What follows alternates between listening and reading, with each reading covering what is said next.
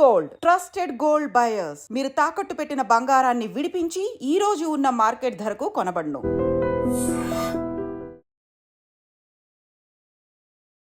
Hi, hello, నమస్తే, welcome back to iDream media. ఈరోజు మనతో ఉన్నారు ఫినాన్స్ అండ్ ముఖ్యంగా ఇన్సూరెన్స్లో 13 years పాటు ఎక్స్పీరియన్స్ ఉన్న ఫైనాన్షియల్ ప్లానర్ మధు గారు.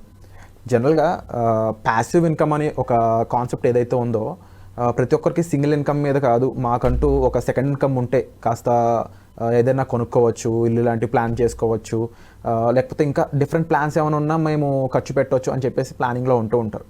ఒకప్పుడు ఇదంతా కూడా ఓల్డ్ ఏజ్ పీపుల్కే చేయాలి, అంటే ఒక 50 years దాటాగా రిటైర్మెంట్ ముందు చేసుకుందాం అనుకునేవాళ్ళు. బట్ ఇప్పుడు ఇది అందరికీ సూట్ అవుతుంది అని చెప్పేసి స్టేట్మెంట్స్ అయితే వినిపిస్తూ ఉన్నాయి. ఓవరాల్ ఈ కాన్సెప్ట్ గురించి ఇది ఎవరికి యూజ్ అవుతుంది అనే విషయాలన్నీ కూడా తెలుసుకుందాం ఈరోజు ఎపిసోడ్లో. చివరి వరకు చూడండి. నమస్కారం సార్. నమస్తే విరాట్ గారు. మధు గారు, ఇంట్రోలో చెప్పిన విధంగా ప్యాసివ్ ఇన్కమ్ అనేది ఒకప్పుడు కొంతమంది మాత్రం ప్లాన్ చేసుకునేవాళ్ళు. కరెక్ట్. ఇప్పుడు ఏమైపోయిందంటే ఎక్స్పెన్సెస్ పెరిగిపోయినాయి. జీతంలోంచి అన్నీ సమకూర్చుకుందాం అంటే కుదరట్లేదు. సో అలా యంగ్ పీపుల్ కూడా ప్యాసివ్ ఇన్కమ్ వైపు అడుగులేస్తున్నారని తెలుస్తూ ఉంది. అసలు ప్యాసివ్ ఇన్కమ్ గురించి మీ ఐడియా చెప్పండి. అసలు ఏంటి ప్యాసివ్ ఇన్కమ్ అనేది, ఏ విషయాల్లో ప్యాసివ్ ఇన్కమ్ యూజ్ అవుతుంది? సో జనరల్గా మనం కష్టపడితే వచ్చేదాన్ని యాక్టివ్ ఇన్కమ్ అంటాము. ఏదైతే మన దగ్గర ఉన్న అసెట్స్ ద్వారా కానీ లేదంటే మన దగ్గర ఉన్న కొంత అమౌంట్ని ఇన్వెస్ట్మెంట్ చేసి దాని ద్వారా వచ్చే ప్రాఫిట్ని వాడుకోవడాన్ని మనం రెగ్యులర్ ఇన్కమ్ లేదా ప్యాసివ్ ఇన్కమ్ అంటాము. అయితే ఇంతకుముందు ఎలా ఉండేదని అంటే at the time of retirement మాత్రమే. అంటే నేను ఒక 50 years 60 years వర్క్ చేస్తాను, దాని తర్వాత నేను సంపాదించిన ఆస్తుల నుండి కానీ లేదంటే నేను కూడబెట్టిన అమౌంట్ నుంచి కానీ నేను రెగ్యులర్గా ఇన్కమ్ తీసుకోవాలి అనే కాన్సెప్ట్ ఉండేది. బట్ ఇప్పుడున్న పరిస్థితుల్లో ఏంటంటే ఎస్పెషల్లీ యంగ్ జనరేషన్ వాళ్ళు ఎవరు కూడా 65-60 years వరకు కష్టపడడానికి ఇష్టపడతలేదు.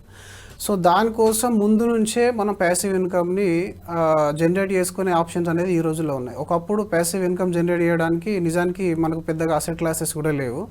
సో ఇప్పుడు ఏంటంటే ఎస్పెషల్గా మీ దగ్గర ఆల్రెడీ అమౌంట్ ఉంటే దాన్ని ఇన్వెస్ట్మెంట్ చేసి ప్యాసివ్ ఇన్కమ్ నెక్స్ట్ మంత్ నుంచే మీరు తీసుకునే ఆప్షన్ అనేది ఉంది.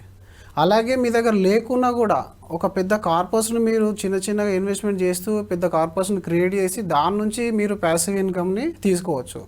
అలాగే ప్యాసివ్ ఇన్కమ్ను తీసుకుంటూ దాన్ని ఇంక్రీజ్ చేస్తూ దాన్ని కంప్లీట్ ఇన్కమ్ లాగా కూడా మీరు మార్చుకోవచ్చు. Over the next 20-25 years investment చేస్తూ దాని ద్వారా మీరు ప్యాసివ్ ఇన్కమ్ని పెన్షన్ రూపంలో తీసుకుని లైఫ్ లాంగ్ తీసుకునే ఛాన్స్ అనేది ఈరోజు మనకున్న లేటెస్ట్ అసెట్ క్లాసెస్లో మనకు అవైలబుల్గా ఉంది. సో ఈ విధంగా అంటే జనరల్గా యంగ్ పీపుల్ ఎందుకు ఈ ప్యాసివ్ ఇన్కమ్ గురించి ఆలోచించాలనే మాట పైన మన సమాధానం చెప్పాలనుకుంటే మనకి ఎలాంటి టార్గెట్ అనేది ఒకటి లేదనుకోండి. ఇప్పుడు ప్యాసివ్ ఇన్కమ్ పైన మనం లైఫ్ లాంగ్ కష్టపడాల్సి వస్తుంది. ఇప్పుడు నేను ఒక చిన్న 2-3 ఎగ్జాంపుల్ చెప్తాను. మీరు బయట వాచ్మెన్లను చూడండి, లేదంటే బయట డ్రైవర్స్ని చూడండి, అరౌండ్ 75-80 years ఉన్నా కూడా ఇంకా కష్టపడుతున్నారు. దానికి కారణం ఏమై ఉంటుంది అంటే వాళ్ళ మైండ్లో ఈ ప్యాసివ్ ఇన్కమ్ అనేది నాకు అవసరం అనే ఒక కాన్సెప్ట్ ఎప్పటి నుంచో లేదు కాబట్టి లైఫ్ టైం కష్టపడుతూనే ఉన్నారు. ఎందుకంటే మన లైఫ్లో ఖర్చులు అనేటివి ఎప్పటికీ ఆగవు. మనం అనుకుంటాం 60 తర్వాత రిటైర్ అవుదాం, హాయిగా ఎక్కడైనా విలేజ్లోకి వెళ్ళిపోయి ఇల్లు కట్టుకొని మార్నింగ్ నుంచి ఈవినింగ్ దాకా ఫ్రెండ్స్తో కాలక్షేపం చేద్దాం అనుకుంటాం. నిజానికి రియల్ లైఫ్లో ఎంతమందికి అది పాసిబుల్ ఉంది ఈ రోజుల్లో? అంటే ఇప్పుడు పెరిగిన ఖర్చులు చూసుకున్న ఇన్ఫ్లేషన్ అనేది మనిషి ఆగిపోయినా ఇన్ఫ్లేషన్ ఆగదంటారు. ఖర్చులు పెరుగుతూనే ఉంటాయి. ఒకప్పుడు అంటే ఒక పెట్రోల్ మనం తెలిసిందే 50 రూపాయలు, 60 రూపాయలు, 80 రూపాయల దగ్గర నుంచి ఈ రోజు 110 రూపాయలు పెట్రోల్. ప్రతి ఒక్కరూ వాడాల్సిందే, నిత్యావసర వస్తువు అది, టు బీ ఫ్రాంక్. అంటే ఖర్చులు పెరుగుతున్నాయి కానీ ఇన్కమ్ పెరగట్లేదు.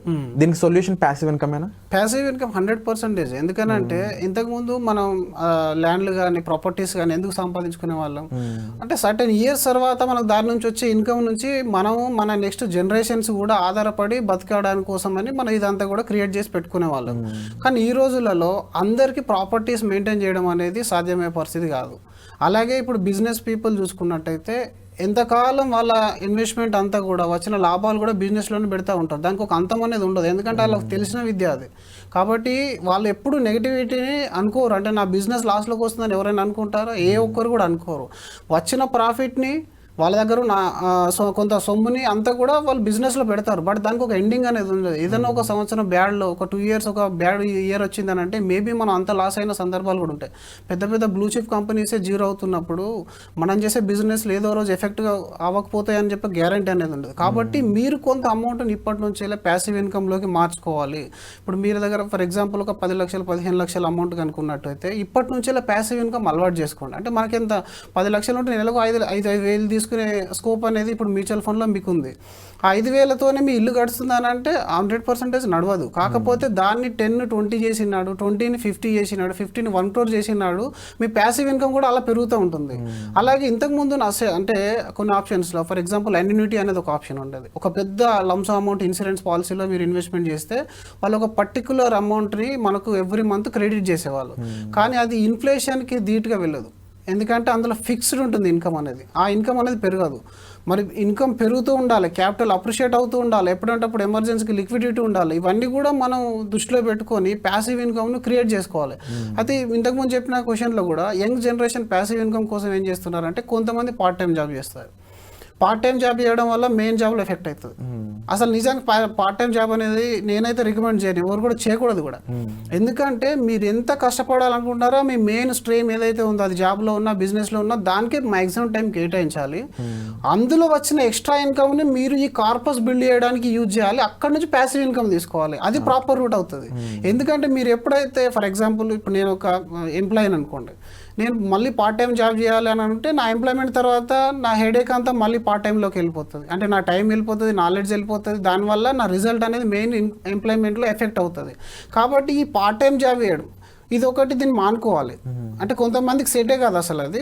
రెండోది చాలా మంది ఇప్పుడు చేసే వాళ్ళు ఏంటంటే కొందరిని మీరు చూడండి DLF అక్కడ క్యాంటీన్లు ఉంటాయి, ఫుడ్ క్యాంటీన్స్, వాటిలలో 50 lakhs 1 crore ఇన్వెస్ట్మెంట్ చేసి స్టార్ట్ చేస్తున్నారు. మార్నింగ్ అంతా డ్యూటీ, ఫ్రాంచైజ్ తీసుకోవడము, చాలా రకాల టీ పాయింట్ కూడా వచ్చింది కదా, వాటిలో ఇన్వెస్ట్మెంట్ చేయడం, ఇదంతా కూడా రెగ్యులర్ ఇన్కమ్ కోసమే అందరు చేస్తున్నారు. కాకపోతే అది మనతోని మెయింటైన్ గాన్ బిజినెస్. అది ఎప్పుడైతే మీరు ఫుల్ టైంలో ఉంటారో that will be the good solution. అంటే కానీ మీరు ఒక ఆల్రెడీ వేరే ప్రొఫెషన్లో ఉండి ఫ్రాంచైజీలు కానీ ఇట్లాంటి ప్లాన్ చేశారనుకోండి, డెఫినెట్గా మీరు సేవ్ చేసే అమౌంట్ కూడా మళ్ళీ ఆ బిజినెస్లో లాస్ అయిపోతే జీరో అయిపోతారు మీరు. అంటే ఒకటి చెప్పండి మధు గారు, ఇప్పుడు నా ఫిజికల్ ఇన్వాల్వ్మెంట్ లేకుండా డబ్బును సంపాదించడమేనా ప్యాసివ్ ఇన్కమ్ అంటే? ఎస్, 100%. ఇప్పుడు మీరు ఎప్పుడైతే ఇన్వాల్వ్ అయ్యారో అప్పుడు మళ్ళీ మీరు బిజినెస్ చేస్తున్నట్టే. మీ ఇన్వాల్వ్మెంట్ లేకుండా వచ్చేదాన్నే ప్యాసివ్ ఇన్కమ్ అంటారు. అయితే ఇది ప్రతి ఒక్కరు అర్థం చేసుకోవాలి. ప్యాసివ్ ఇన్కమ్కి ఒక రాంగ్ వే వచ్చేసింది ఇప్పుడు వరకు. But actual meaning passive income అంటే దాని అంతటా అదే మనకి డబ్బులు తెచ్చి పెడతా ఉండాలి. మనం చేసిన ఒక ఇన్వెస్ట్మెంట్ అయి ఉండొచ్చు. Please continue. అలా అనేది మనం యంగ్ జనరేషన్ ఇప్పుడు ఏం చేయాలి అంటే చాలా మందికి తెలియక పర్సనల్ లోన్ అట్లాంటివి తీసేసుకొని, లేదంటే ఫాదర్ దగ్గర ఏదైనా ప్రాపర్టీ ఉంటే తీసేసుకొని ఆల్టర్నేట్గా ఏదైనా ఒక బిజినెస్ స్టార్ట్ చేసేసి దానిలో మనీ అనేది లాస్ అయిన వాళ్ళు. ఎందుకంటే బిజినెస్లలో మీరు 80-85% లాస్ అయిన వాళ్ళని చూస్తూ ఉంటారు. అయితే దీనిలో మళ్ళీ ట్రేడింగ్లోకి వెళ్ళే వాళ్ళు కూడా కొంతమంది, ఎందుకంటే ఇది ఒక పాసివ్ ఇన్కమ్ అని చెప్పేసి భ్రమలో ఉంటారు. నీకు నాలెడ్జ్ ఉంది, మార్నింగ్ నుంచి ఈవినింగ్ దాకా కష్టపడితే ట్రేడింగ్లో అద్భుతమైన లాభాలు ఉన్నాయి. కానీ మన దగ్గర టైం నాలెడ్జ్ రెండు లేనప్పుడు ఏం చేయాలి? ఉన్నదాన్ని సేఫెస్ట్ వేలో ఎక్కడ ఇన్వెస్ట్మెంట్ చేస్తే నాకు రెగ్యులర్ ఇన్కమ్ అనేది జనరేట్ అవుతుంది అనేదాన్ని మనం ఆలోచించుకోవాలన్నమాట. సేఫెస్ట్ ప్లేస్ చెప్పే ముందంటే ఇంకొకటి అంటే రెగ్యులర్గా ఇంతకు ముందు కూడా మరి ప్యాసివ్ ఇన్కమ్ ఇచ్చే కొన్ని రకాల అసెట్స్ ఉన్నాయి మనకి. ఏంటంటే ఇంతకు ముందు ప్రాపర్టీ కొనేవాళ్ళు. మీరు ఫాదర్ జనరేషన్లో చూసుకోండి, ఇప్పటికి చాలామంది ఒక 200 గజాల్లో ఇల్లు కట్టాలనుకుంటే కనీసం 2 ఫ్లోర్లు వేస్తారు. 2 ఫ్లోర్లు వేసి కింది ఫ్లోర్లో ఓనర్స్, పైన రెంట్కి ఇస్తూ ఉంటారు. సో దీన్ని మనం ఏంటంటే రియల్ ఎస్టేట్లో ఇన్వెస్ట్మెంట్ చేసి ప్యాసివ్ ఇన్కమ్ జనరేట్ చేసుకోవడం. అయితే ఇందులో కొన్ని కష్టాలు ఉన్నాయి. ఇప్పుడు మీరు చూడండి, రెంట్ ఇవ్వడం అనేది అందరికి ఇష్టమే. నేను ఒక 2 ఫ్లోర్ల బిల్డింగ్ అని నాకు ఉంటే ఒక ఫ్లోర్ రెంట్కి ఇచ్చేసి హాయిగా ఇంకా లైఫ్ టైం నాకు రెంట్ వచ్చేస్తుంది కాబట్టి ప్యాసివ్ ఇన్కమ్ వచ్చేసింది అనుకుంటారు. కానీ అందులో ప్రాక్టికల్ ప్రాబ్లమ్స్ కూడా మనం ఆలోచించాలి. ఈరోజు మీరు రెంట్కి ఇచ్చారు, రెంట్కి ఇస్తే మీరు ఆయనకు ఒక సర్వీస్ మ్యాన్ అవుతారు. ఇది అందరూ యాక్సెప్ట్ చేయలేని నిజం. ఎందుకనంటే తన ట్యాప్ దగ్గర నుంచి ఇంట్లో పవర్ వరకు ఏ చిన్న ఇష్యూ వచ్చినా ఫస్ట్ కాల్ వచ్చేది ఎవరికి? మనకే కాల్ వస్తుంది. దాని తర్వాత టెనెన్సీ ఇష్యూస్, ఎన్నో రకాల కేసులు ఈ రోజు పోలీస్ స్టేషన్లో పెండింగ్లో ఉన్నాయి. అంటే ఖాళీ చేయడానికి ఇష్టం లేని వెండర్స్ ఎంత అంటే టెనెంట్స్ ఎంతో మంది ఖాళీ చేయరు, రెంట్ పేమెంట్ చేయరు, ఖాళీ చేయరు. అంటే అది ఒక రకంగా మీరు హెడేక్ను మళ్ళీ కొని తెచ్చుకున్నట్టే కదా. ఇప్పుడు ఇల్లు కట్టేప్పుడు ఒక ఫ్లోర్ వేసుకున్నారంటే ఆ ఫ్లోర్లో మీరు హాయిగా ఉండేవాళ్ళు. 2 ఫ్లోర్లు వేసుకొని ఎక్స్ట్రా ఇన్వెస్ట్మెంట్ చేసి మీకు వచ్చేది ఈల్డ్ ఎంత ఉందనేది మనకు తెలియదు. అంటే ఇప్పుడు మీరు ఒక కోటిన్నర పెట్టి ఇన్వెస్ట్మెంట్ మీ ప్రాపర్టీలో చేస్తే మీకు 40,000 రెంట్ వస్తుంది. అంటే దాన్ని ఈల్డ్ పరంగా మీరు కన్సిడర్ చేసుకుంటే 2 to 3%. అక్కడ మళ్ళీ సర్వీస్ కూడా చేస్తున్నారు మీరు. అంటే మీకు సండే అయినా కాల్ వస్తుంది, నైట్ అయినా కాల్ వస్తుంది టెనెంట్స్ నుంచి. అందరికీ వస్తుంది అంటే అందరికీ రాదు, బట్ మెజారిటీ ఆఫ్ ద కేసెస్లో మీరు ఒక సర్వీస్ చేస్తున్నారు, అక్కడ కూడా మీ ఇన్వాల్వ్మెంట్ అనేది ఉంది. ఇది ఒక ఆప్షన్. దీని తర్వాత మళ్ళీ బ్యాంక్స్లో మనకు ఫిక్స్డ్ డిపాజిట్ ఉంది. ఈ ఫిక్స్డ్ డిపాజిట్లో ఏంటంటే క్యాపిటల్ అప్రిషియేషన్ అనేది ఉండదు. ఇప్పుడు నేనైతే మరొక 50 lakhs ఇన్వెస్ట్మెంట్ చేశాను, వాళ్ళొక 6% 5% నాకు రెగ్యులర్గా ప్యాసివ్ ఇన్కమ్ ఇచ్చేస్తున్నారు. వెల్ అండ్ గుడ్, అక్కడ నాకు రిస్క్ లేదు, నా ఇన్వాల్వ్మెంట్ కూడా లేదు, మంచి ఆప్షనే. కానీ ఆ క్యాపిటల్ అనేది అప్రిషియేట్ అవ్వట్లేదు. అక్కడ ఏమైంది, ఇన్ఫ్లేషన్ మీరు అన్న టాపిక్ ఇక్కడ మళ్ళీ మ్యాచ్ అయిపోయింది. ఇన్ఫ్లేషన్కు తగిన ఇన్ఫ్లో అనేది లేదు, మనకి ఇన్ఫ్లో రావాలి కదా. ఇప్పుడు 10,000 వచ్చిందంటే ఓకే, ఆఫ్టర్ 10 years నాకు దాన్ని పెంచుకోవాలి కదా. ఎవ్రీ 10 yearsకి 7% ఇన్ఫ్లేషన్ చొప్పున మన ఖర్చులు డబుల్ అయిపోతాయి. సో అప్పుడు మనకు రావాల్సిన రెగ్యులర్ ఇన్కమ్ ఇదే 10,000 30 ఏళ్ళు ఉంటుంది అంటే దానికి అర్థం ఉండదు. అంటే వస్తున్న రెగ్యులర్ ఇన్కమ్ కూడా పెరుగుతూ ఉండాలి, మన ఇన్వాల్వ్మెంట్ అనేది లేకుండా ఉండాలి. దీనికి అంటే మీరు అనుకున్న క్వశ్చన్కి, అడిగిన క్వశ్చన్కు ఒక మంచి సొల్యూషన్ అంటే ఈరోజు మీకు హైబ్రిడ్ ఫండ్స్, మ్యూచువల్ ఫండ్లో హైబ్రిడ్ ఫండ్ కేటగిరీలో మీరు రెగ్యులర్ ఇన్కమ్ను ఈ రోజు నుంచి తీసుకోవచ్చు. మీ దగ్గర లంసో అమౌంట్ ఉంది అని అంటే 50 lakhs కానీ 1 crore కానీ 2 crores కానీ, అంటే దాని 1 crore అనే చెప్తున్నాను కాదు, మీరు 5 lakhs 3 lakhs నుంచి కూడా స్టార్ట్ చేయొచ్చు. ఏంటి 5 lakhs తీసుకోవడం వల్ల మనకు వచ్చే పెద్ద జీవితంలో చేంజ్ లేదని చాలామంది అంటారు. బట్ 5 lakhs నుంచి మీరు 2,500 తీసుకోండి, దాన్ని 10 lakhs చేయండి, 5,000 అవుతుంది. 20 lakhs చేయండి, 50 lakhs చేయండి, 1 crore చేయండి, 50,000 తీసుకోండి. ఎలా చేయాలి అంటే అందులో అడిషన్ చేసే ఆప్షన్ కూడా ఉంది కదా. మంత్లీలో లేకపోతే మీ దగ్గర అమౌంట్ ఎప్పుడు ఉంటే అప్పుడు ఇన్వెస్ట్మెంట్ చేసి దాన్ని మీరు పెంచుకునే ఆప్షన్ అనేది ఉంది. ఇప్పుడు ఇది అన్లైక్ అదర్ ప్రాపర్టీస్, ఒక్కసారి మీరు ప్రాపర్టీ తీసుకున్నారంటే మళ్ళీ ఇంకో ప్రాపర్టీ తీసుకుంటేనే రెగ్యులర్ ఇన్కమ్ వస్తుంది. కానీ ఇక్కడ అలా కాదు కదా. హైబ్రిడ్ ఫండ్స్లో ఏంటంటే మీరు కావాల్సిన అమౌంట్ను మళ్ళీ ఇన్వెస్ట్మెంట్ చేసి మీరు తీసుకునే అమౌంట్ని పెంచుకోవచ్చు. అయితే మీ దగ్గర ఇప్పుడు ఫర్ ఎగ్జాంపుల్ ఒక 15-20 lakhs ఉంది. ఇప్పుడు చాలా మందిలో ఏంటి, ఈ స్కూల్ ఫీజు అనేది ఒక పెద్ద సమస్యగా మారిపోయింది కదా. ఇప్పుడు చాలామంది మన దగ్గరకు వస్తారు, నా దగ్గర ఒక 20 lakhs ఉంది, 15 lakhs ఉంది, దానికి పిల్లల హైయర్ ఎడ్యుకేషన్కి, మ్యారేజ్కి ఒక ప్లాన్ చెప్పండి అని చెప్పేసి దీన్ని కూడా మీరు హైబ్రిడ్ ఫండ్లో చేసి రెగ్యులర్ ఇన్కమ్ తీసుకొని ఇయర్లీ మీ స్కూల్ ఫీజు కూడా మీరు కట్టుకోవచ్చు. ఆ తర్వాత అప్రిషియేట్ అయిన క్యాపిటల్ ఏదైతే ఉందో అరౌండ్ 10 to 11 years లోపల మనకు అమౌంట్ అనేది డబుల్ అవుతూ ఉంటుంది హైబ్రిడ్ ఫండ్స్లో. అరౌండ్ ఇప్పుడు మనకు లాస్ట్ 20 years హిస్టరీ మీరు తీసుకున్నా కూడా 11.12% అనేది రిటర్న్ జనరేట్ చేసింది, రైట్. మనం 6% విత్డ్రాల్ అనేది తీసుకుంటాం హైబ్రిడ్ ఫండ్స్లో. లాస్ట్ 20 years డేటా కనుక మీరు చూసినట్లయితే 20 lakhs ఇన్వెస్ట్మెంట్ చేసిన మంచి హైబ్రిడ్ ఫండ్స్లో ఒక 3 to 4 టాటా ఎస్బీఐ మీరు ఏ ఫండ్ అయినా చూడండి, అరౌండ్ 14%, 15%, 16% కూడా ఉంది. బట్ జనరల్గా యావరేజ్ తీసుకుంటాం కాబట్టి యావరేజ్ రిటర్న్ అనేది మనకి 10 to 11% మీరు తీసుకున్నా కూడా 12 to 13 yearsకి ఒకసారి మీ క్యాపిటల్ అనేది డబుల్ అయిపోతూ ఉంటుంది. యూజువల్లీ ఈ ప్యాసివ్ ఇన్కమ్ అన్నప్పుడు చేసే ఇన్వెస్ట్మెంట్స్ అనేవి కూడా జాగ్రత్తగా చూసుకొని చేసుకోవడం చాలా ఇంపార్టెంట్. ఎందుకంటే లాస్ట్ 5 monthsలో మనం చూసిన డౌన్ఫాల్ ఏదైతే ఉందో, డౌన్ ట్రెండ్ అనేది అంత ఎక్కువగా లాభసాటిగా లేకపోవడం వల్ల ఎస్ఐపీలు చేసిన చాలా మంది న్యూ కమర్స్ అందరూ వెనక్కి వెళ్ళిపోయారు. అంటే ఇప్పుడు నేను ఇక్కడ మీకు వర్డ్ వాడాను హైబ్రిడ్ అని. ఈ హైబ్రిడ్లో వాడినప్పుడు మార్కెట్ డౌన్ ఉన్నా కూడా మీ యూనిట్స్ లాస్ కాకుండా డెట్ నుంచి ఇన్వెస్ట్మెంట్ అనేది మీకు విత్డ్రా చేసి ఇస్తుంది. అందులో 35% వరకు డెట్ ఫండ్స్ ఉంటాయి, అందులో బాండ్స్ అట్లాంటివి సేఫ్టీ ఇన్వెస్ట్మెంట్ ఆప్షన్స్, 65 ఈక్విటీ ఉంటుంది.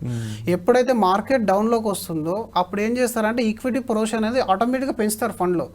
అప్పుడు ఏమవుతుంది, మీకు వచ్చే మంత్లీ విత్డ్రాల్ అన్ని డెట్ నుంచి వచ్చేస్తాయి. అంటే ప్రాఫిట్ బుకింగ్ అనేది హైయెస్ట్ ఎక్కడైతే రిటర్న్ జనరేట్ అయిందో అక్కడ నుంచి విత్డ్రా కూడా చేసి ఇస్తారు. మార్కెట్ డౌన్ అయినా కూడా మీకు ప్రొటెక్టెడ్లో ఉంటారు. ఇప్పుడు చూడండి లాస్ట్ 20 yearsలో 12%, 13% రిటర్న్ జనరేట్ చేసింది అని అంటే అందులో ఎన్నో రకాల మార్కెట్ క్రాషెస్ ఉన్నాయి. అందులో మీరు .com బబుల్ ఉంది, హర్షద్ మెహతా స్కామ్ ఉంది, ఆ తర్వాత ఫైనాన్షియల్ క్రైసిస్ 2008 ఉంది, తర్వాత మీరు కోవిడ్ ఉంది. వీటన్నిటినీ చేసుకొని కొన్ని సందర్భాల్లో నెగిటివ్ రిటర్న్స్ కూడా ఉన్నాయి, -10%, -11% రిటర్న్, -3% రిటర్న్స్ కూడా ఉన్నాయి. వీటన్నిటిని ఓవర్కమ్ చేసి ఈరోజు ఐఆర్ఆర్ మీకు 12% హైబ్రిడ్ ఫండ్స్ రిటర్న్ జనరేట్ చేసినాయి. అంటే మీరు తీసుకునే అమౌంట్ అనేది తక్కువ కదా, 20 lakhsలో 6% తీసుకుంటున్నారు. అంటే మీరు 10,000 per month ఇన్వెస్ట్మెంట్ అంటే విత్డ్రా చేస్తున్నారు. ఆ 10,000 1 year మొత్తం ఇది చేస్తే ఎంత విత్డ్రా చేస్తున్నాం మనం? 1,20,000. కానీ మన క్యాపిటల్ ఎంత? 20 lakhs ఉంది. మార్కెట్ 50% పడ్డా కూడా ఎంత పడుతుంది? 10 lakhs వరకు ఉంటుంది కదా వాల్యూ. ఆ 10 lakhs మీరు మొత్తం విత్డ్రా చేసుకుని ఎన్ని సంవత్సరాలు పడుతుంది మీకు? సో అంటే మన దగ్గర టైం ఉంటుంది అందులో. అంటే ఆ టైంలో మళ్ళీ క్యాపిటల్ మొత్తం రీగెయిన్ అవడానికి మళ్ళీ రీగెయిన్ అయిపోతుంది కదా. ఇప్పుడు ఎప్పుడైనా మార్కెట్ చూడండి, ఇప్పుడు ఈ రోజుల్లో మార్కెట్ కొద్దిగా మెచ్యూర్ కూడా అయింది. ఒకప్పుడు ఉన్నంత కరెక్షన్ టైం తీసుకోవట్లేదు మళ్ళీ రికవర్ అవ్వడానికి. ఇప్పుడు ఆల్మోస్ట్ 1 year 1.5 year ఆ టైంలో మీకు మళ్ళీ మార్కెట్ నార్మల్ స్టేజ్కి వస్తుంది. మళ్ళీ మనం పెట్టింది హైబ్రిడ్ మ్యూచువల్ ఫండ్, అంటే ఆల్రెడీ డైవర్సిఫైడ్ ఇన్వెస్ట్మెంట్ ఆప్షన్ ఇది. కాబట్టి మల్టిపుల్ సెక్టర్లో ఉన్న అమౌంట్ మళ్ళీ రీగెయిన్ అయిపోతుంది. కాబట్టి ఈరోజు 2004లో 20 lakhs ఇన్వెస్ట్మెంట్ చేసిన వాళ్ళు యావరేజ్గా ఈరోజు చూసుకున్నట్టే అరౌండ్ 1.8 CR అనేది మీకు రిటర్న్ అనేది జనరేట్ అయ్యి ఉంది. అందులో హైయెస్ట్ ఫండ్ రిటర్న్ 2.4 CR వరకు ఉంది. అంటే మనం ఆల్రెడీ 24 lakhs విత్డ్రా చేసాం 10,000 చొప్పున.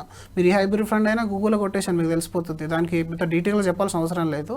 బట్ ఈ విధంగా ప్లాన్లో ఉండాలి, మన మైండ్లో ఒక ప్లాన్ ఉండాలి. దానివల్ల మనం అది గెటిన్ అవ్వుకుంటూ వెళ్ళిపోతాం అనమాట. రిటైర్మెంట్ వాళ్ళ కోసం, ఎస్పెషల్లీ రిటైర్మెంట్ వాళ్ళకు ఒక పెద్ద కార్పస్ వస్తుంది. చాలా మందికి కన్ఫ్యూజన్ ఏముంటుందని అంటే, నేను ఈ కార్పస్తోని ప్రాపర్టీ కొని రెంట్ నేను తీసుకోవాలా, లేదైనా కమర్షియల్ షటర్లు అట్లాంటివైనా ప్లాన్ చేసి నేను రెంట్కి ఇవ్వాలా, లేదంటే సన్ అండ్ డాటర్ ఉంటే వాళ్ళకి ఈక్వల్గా డిస్ట్రిబ్యూట్ చేసేసి రిలాక్స్ అవ్వాలనే కన్ఫ్యూజన్ ఉంటుంది. అందరు చేస్తున్న తప్పిదే. అంటే కొడుకును లేదా కూతుర్ని రిటైర్మెంట్ కిట్ లాగా భావించకూడదు మనం. ఎప్పుడైతే మీరు కొడుకుని కూతురు మీద మీ రిటైర్మెంట్ డిపెండ్ అయి ఉంటుందో చాలా ప్రాబ్లమ్స్ అనేది ఫేస్ చేయాల్సి వస్తుంది. రియల్ టైం ప్రాబ్లమ్స్ అన్ని చూస్తాం. రీసెంట్గా మీకు నమస్తే తెలంగాణలో ఒక ఆర్టికల్ వచ్చింది కదా, 16 ఎకరాలు తీసేసుకొని బయట గెంటేశారని. ఆ రిస్క్ అనేది ఎందుకు? మీకు ఈ ప్యాసివ్ ఇన్కమ్ మీరు జనరేట్ చేయండి. జనరేట్ చేస్తూ వాళ్ళకి ఏదైనా అవసరాలు వస్తే దీని నుంచి ఎప్పుడైనా ఇది ఇమీడియట్ లిక్విడ్ ఆప్షన్ కదా. మీ దగ్గర 1 crore కార్పస్ ఉంది అని అంటే మీ సన్కి డాటాకి 10 lakhs కావాలంటే మీరు ఇమీడియట్ విత్డ్రా ఇచ్చేయచ్చు.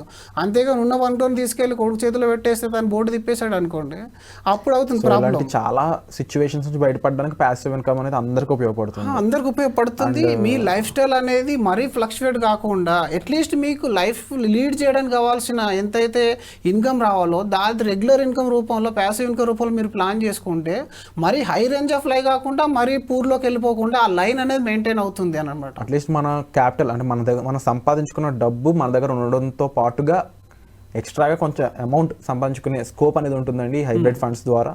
అండ్ ఇది ఒక మంచి ప్యాసివ్ ఇన్కమ్ ఐడియా అని చెప్పొచ్చు. దీని గురించి మరింత ఇన్ఫర్మేషన్ ఇవ్వడానికి మనకి ఎపిసోడ్లో ఉన్న టైం అనేది కాస్త తక్కువ కాబట్టి మీరు పూర్తి ఇన్ఫర్మేషన్, డీటెయిల్స్, అలాగే దీనికి సంబంధించిన గైడెన్స్ తీసుకోవాలనుకున్నట్లయితే డిస్ప్లే అవుతున్న నెంబర్స్ కాల్ చేసి మీరు మధు గారిని సంప్రదించవచ్చండి. పర్సనల్ అపాయింట్మెంట్స్ అనేవి ఆల్రెడీ ఆన్లో ఉన్నాయి.